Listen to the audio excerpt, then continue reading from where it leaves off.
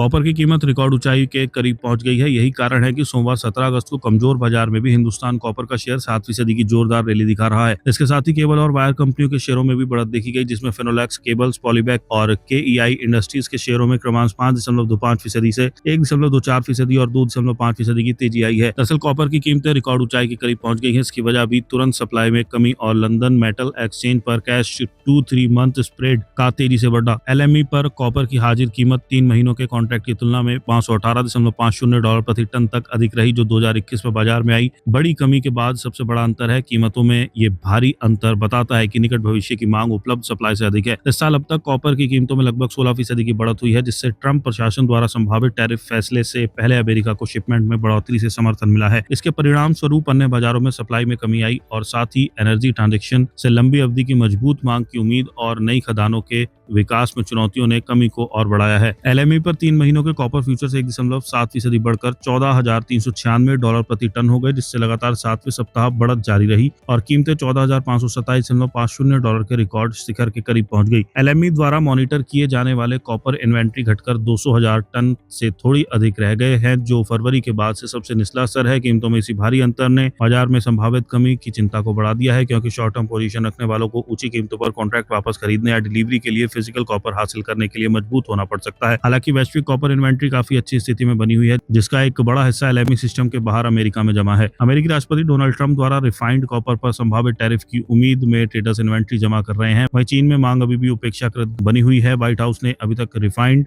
Copper पर tariff लगाने की अपनी योजना का ऐलान नहीं किया है, जबकि कॉमर्स डिपार्टमेंट के लिए अपनी सिफारिशें सौंपने की समय सीमा लगभग 7 हफ्ते पहले ही खत्म हो चुकी है। इसके बावजूद अमेरिका को कॉपर की सप्लाई जारी है, क्योंकि मार्केट टैरिफ लगने की संभावना को ध्यान में रखकर कीमतें तय कर रहे हैं। कैश 2-3 मंथ स्प्रेड में तेजी से आए अंतर ने चीन से कॉपर की सप्लाई बढ़ने की उम्मीद भी जगा दी है। ऐसा आमतौर पर तब होता है जब बाजार में बैकवर्डेशन की स्थिति हो और शॉर्ट टर्म सप्लाई की कमी हो। बीएनपी पारिबास में मेटल स्ट्रेटेजी के हेड डेविड विल्सन ने कहा है कि ऐसी स्थितियों में आमतौर पर चीन प्रोड्यूसर्स से एलएमई से ज्यादा मेटल सप्लाई करने की उम्मीद की जाती है। हालांकि अमेरिका को कॉपर भेजने के लगातार मिल रहे मौकों की वजह से ऐसी सप्लाई सीमित हो सकती है। शुरुआती ट्रेडिंग में एलएमई के 6 प्रमुख मेटल्स में कॉपर का प्रदर्शन सबसे अच्छा रहा। सिंगापुर में दोपहर 1:30 बजे करीब इसके फ्यूचर्स 1.4% बढ़कर $14,364 प्रति टन पर पहुंच गए। एल्यूमिनियम में 0.4% और जिंक में 0.7% बढ़त हुई। कमजोर अमेरिकी डॉलर ने भी डॉलर में कीमत तय होने वाले कमोडिटी को सहारा दिया।